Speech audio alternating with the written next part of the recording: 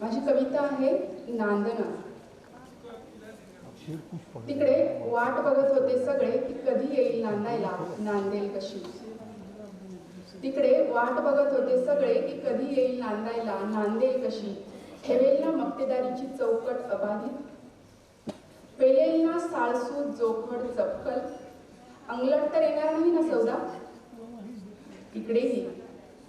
इकडेही की कशी येईल दुसऱ्या घरी नांदून, तक्रारी तर नाही नांदणार, रुळेल ना दोन विटातली भर होऊन। मधल्यामध्ये मी की कोण असेल पहिली मुलगी जिला नांदायला धाडलं असेल। कोण असतील पहिले आई वडील जे नांदून येणाऱ्या लेकीची वाट पाहत असतील आणि ठीकठाक आहे ही म्हणून दुसरीही नांदायला पाठवत असतील। किती रिंगणात पायऱ्या चढल्या उतरल्या नांदणाऱ्या पायांनी, किती धडका दिल्या असतील पिंजऱ्याच्या गजांना।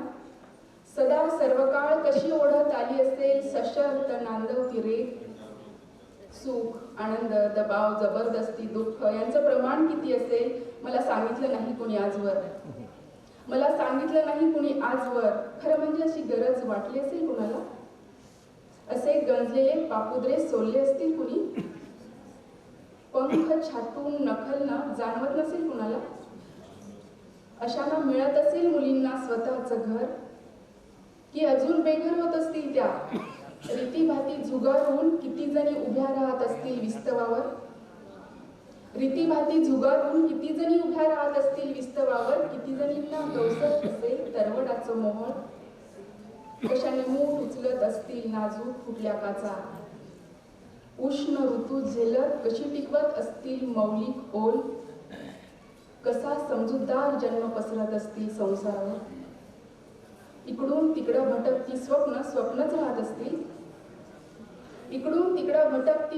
स्वप्नच राहत असतील की जागेबरोबर स्वतःही बदलत असतील, की नाहीशी होत असतील प्रत्येकीतून कायमस्वरूपी, की त्यांना स्वप्नांसह सहर्ष स्वीकारत असतील कुणी।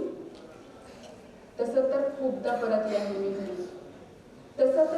परतली आहे मी घरी शाळेतून शेतातून जत्रेतून, खेळून जिंकून हरून रडून भांडून रडून।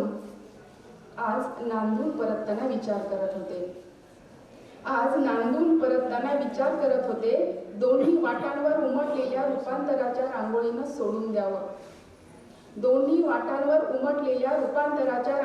सोडून द्यावं। आधी घालून मग आतुरतेनं वाट पाहणं।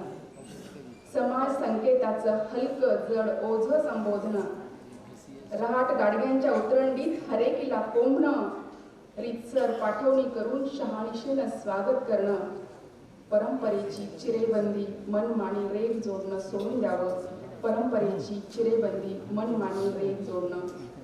द्यावं। धन्यवाद।